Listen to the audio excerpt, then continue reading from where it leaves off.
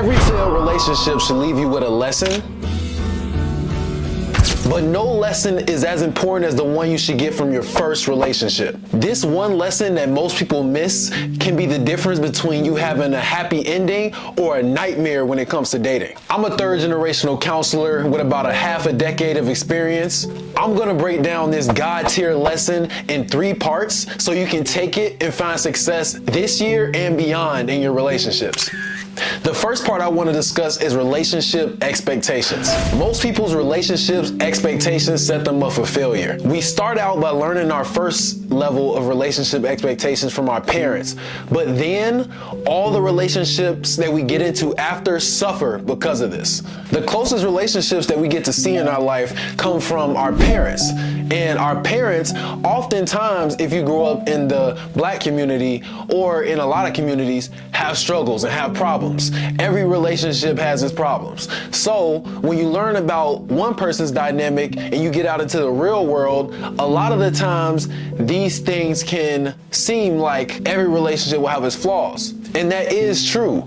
But what we know in theory isn't always what we act on when we get into those relationships. A lot of the times we get into our first relationships and we think of it like a fairy tale, whether it's from movies that you've seen or perfect relationships that you imagined in your head. A lot of the times we get into relationships with expectations not based on what we've seen in our own parents' life and some of the flaws and some of the mistakes that we've seen our own family make, but based on the successes that Hollywood and a lot of the movies show us that relationships should look like. And these relationship expectations set you up for failure instead of the expectations that everyone will be imperfect and you have to learn that your relationship will be imperfect too. It's funny how we can grow up in households where things are imperfect and there's a lot of mistakes being made, but when we get into the first relationship, a lot of us go in googly-eyed. We're super excited. We're excited about the idea of love and having a long-term partner that really cares about us. But then we realize that every person is imperfect. We're imperfect. We got flaws based on what we've been through and the things that we haven't worked on yet. And the same thing with the person you met. But you may be looking at them through rose-colored glasses and looking at them for the perfect person that you hope they are because you just don't know them enough yet. So that's why our expectations we really have to watch, especially since you have the expectations you get from movies and from Hollywood, and then you got the expectations and the reality that you get when you look at relationships from your family, your mom and dad, your uncle, your grandpa, your cousins.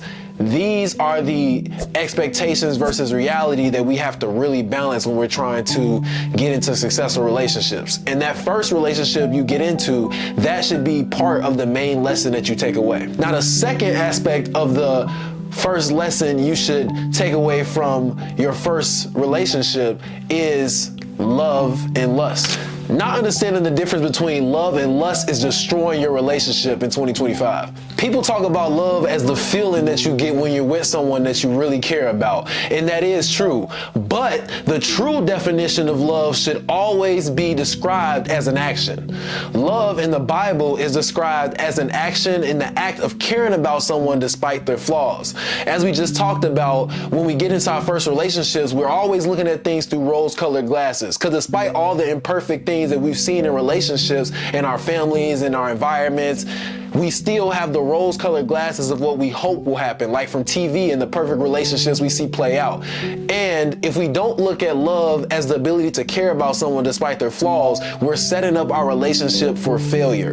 And that's a lot of times what happens in our first relationship. In real life, a lot of people go through tough periods in their relationship where they're disappointed, they're upset with one another, they're letting each other down constantly and constantly arguing back and forth. And those are not the things that you're prepared for when you go into your first relationship. A lot of times our first relationship are mainly caused by lust, especially as men. Women, a lot of times, lust in the way of looking for someone who looks good, but they also kind of look up to a little bit. But men, a lot of the times, I get into their first relationship solely based on the fact that this girl looks good. And don't get me wrong, you want a girl that looks good, but 100% of people who only focus on looks in the relationships don't have the best relationships. So we want to focus on the things that matter. We have to focus on their character traits and finding a way to actually vet people deeper than just what they look like, so that we can get not only the feeling of love, but the most important part of love, which is that action, the ability to care about someone despite their flaws. Once we have the action of love in place and we can truly see that someone loves us through their actions and not just the feeling that they claim they have about us, that is when your relationship starts to transform.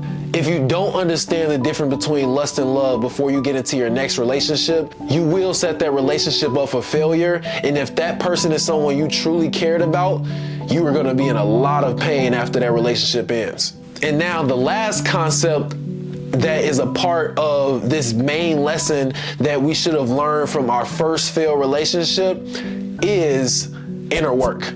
Your life will change when you finally understand that change happens from inside out. It's easy in the world to see all the problems that are going on outside of us, but the true change happens when we work on what's happening within. It's obvious in a relationship when things go wrong. You have someone who cheated, someone who lied, someone who disappointed you and didn't meet the expectations that you had set.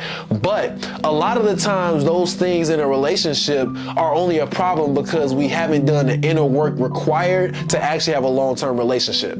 We talked about the expectations that we learn from the people around us in real life, and then the expectations we get from movies when it comes to relationships. And we also talked about needing to look at love, the feeling and the action, and go away from lust, which is just that romantically charged feeling that is involved a lot with the body and how we want to passionately love each other. But the last part is really the inner work. None of the things that are required for a long-term relationship are possible if you do not work on your inner struggles. What are your expectations of people, and how do you react when people fall through on the expectations that you have set for them? Do you react angrily, call them out of their name, and make them feel bad about themselves? Or do you actually talk to them, explain that you had these expectations set, and ask, is there any way that you can support them in doing better next time? There is a big difference on caring about someone and staying with them in a positive way and caring about them and staying with them in a negative way. There are ways to actually hurt someone by responding in a negative way when they disappoint you. Because the reality is, everyone will disappoint you in life. Nobody is perfect, and I guarantee that you've disappointed somebody in your life before.